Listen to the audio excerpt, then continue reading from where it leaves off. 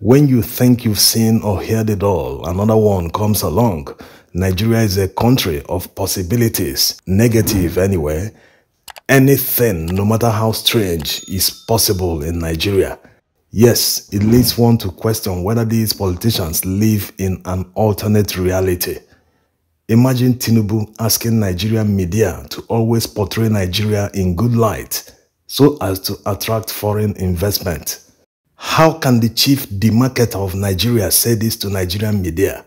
Is he trying to get righteous on us? Is he trying to say that all that was revealed during the election and after the elections, that he did not do all this? Is he trying to say that he did not put Nigeria's name to disrepute around the world? This alternate reality and deception is not even the main problem. The worrying problem is the contempt with which he treats Nigerians.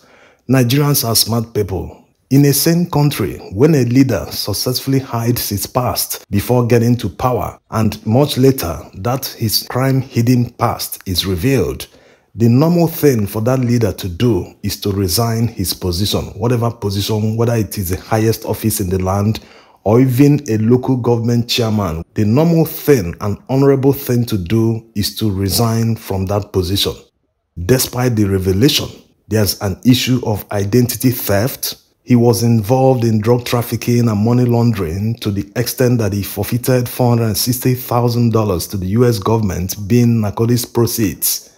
There are many issues. Even when he was governor of Lagos State, Nigeria's economic capital, he lied all through his particulars. He has lied under oath many times. The last time he escaped being charged because of that, because the former president used that as a bargaining chip for him to work for him during his election. That was in 2011. So such a character does not have the moral right to tell Nigerians to put their country in good light when he is the dark shadow that is hovering over Nigeria. Except he leaves, light will never penetrate into Nigeria. Yes, that's the reality. Nothing good will ever come out from him. Nigeria's reputation, that's if we had any in the first place, will keep going down the drain. He worsened the economic crisis. That's why multinational companies are leaving. They are closing shop in Nigeria and leaving for better countries or going back to their country. If he had any plan at all, he shouldn't have removed fuel subsidy.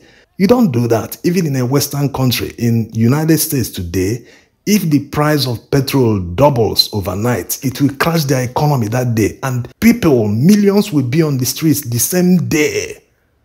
Yes, they have a higher standard of living. Their GDP is much higher than that of Nigeria. But their citizens will still troop out en masse to protest the increase or doubling of the price of petrol if it were ever to happen in their country.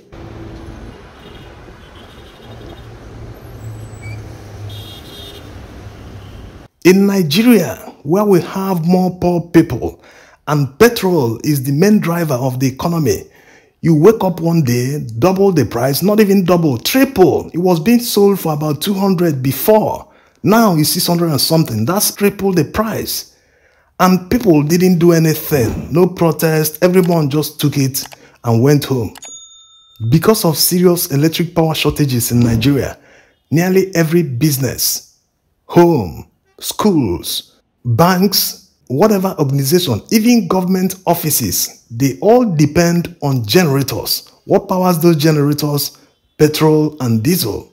What about transportation? Road transport makes up a majority of the mode of transport in Nigeria. They all depend on petrol and diesel.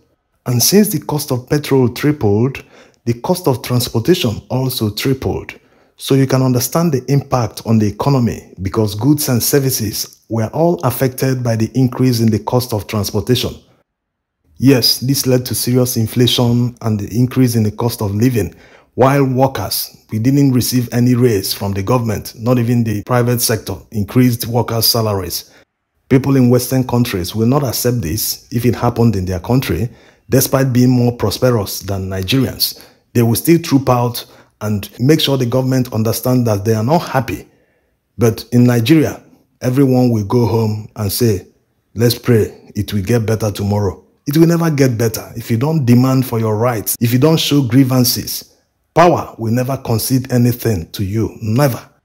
Petrol plays a major role in Nigeria's economy, unlike other countries where they have 24-hour power supply. Every home must have a generator. If you don't have, that means you won't be watching television because the power company doesn't inform you when they will cut the supply. They don't even tell you when they will restore the power. So it's so unreliable, and this is what someone saw and tripled the price, knowing how important petrol is to Nigeria's economy. And since the increase of price, the demand for petrol in Nigeria has dropped drastically. What does that tell you? It is a drop in economic activity. This is why South Africa is projected to surpass Nigeria's GDP by next year, 2024. We've now had any real GDP growth the past 8 years. After 2 recessions, it's been up and down all the time. We are supposed to be growing at a much faster rate, up to 10% per annum, considering our population. But we have people in government that should have no business being there.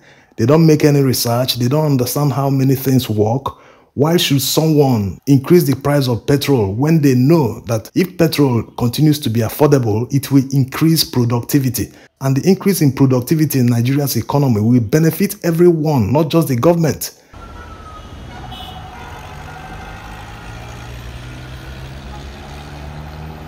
Let's even assume that it's no longer tenable to continue selling petrol at the old price, but is that the fault of Nigerians? When did the government find out this information? They should have planned ahead, at least invested in other alternative sources of energy like CNG to power vehicles. It would have saved a lot of jobs today because many Uber drivers and other taxi drivers are selling off their cars because it's no longer profitable for them. People no longer board taxis because of how expensive it has become.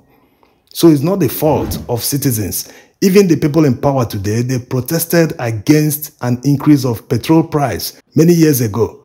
And since they protested against it and they've been in power for the past 8 years, one would have expected that they should have worked on conditions that will make sure that fuel price increase should never happen.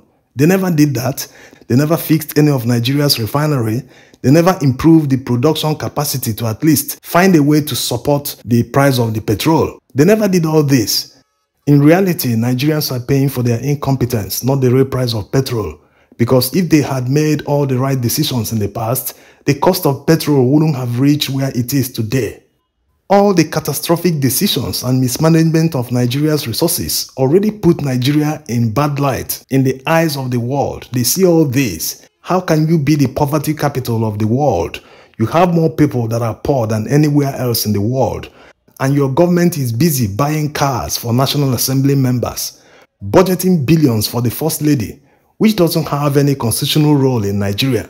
They budgeted billions for Dodon Barracks and a presidential yacht. Are all these more important than fixing the economy? So all these decisions put Nigeria in bad light in the eyes of the world. Plus, the person making all the decisions right now, the character is nothing to write home about.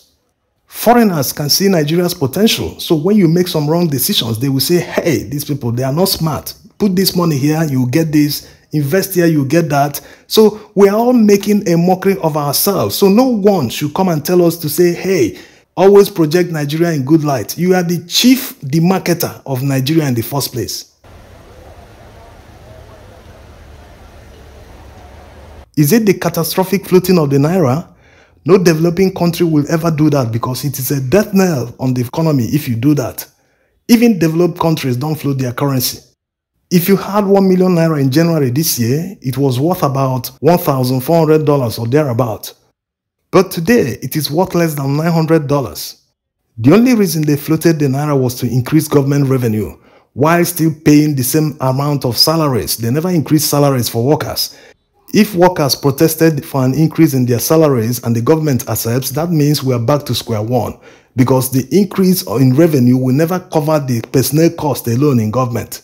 So you can understand where the problem lies. They can't generate revenue. They can't invest in ventures that will generate more revenue for the government. They only believe in taxation, tax anything taxable. How do you tax people who are not working? You have to create jobs so that people will earn a living in order to pay tax. In conclusion, what the Nigerian media should do is to continue telling stories and reports the way they are so that they will educate Nigerians, because many are actually docile. They don't want to know what is happening. They don't know. They don't have that understanding that government policies actually affects them. That the reason Naira has become valueless is as a result of government policies, which is actually what made them poor in the first place. If Nigerians understood this, they won't be sitting down praying and hoping for a better day. Thanks for watching.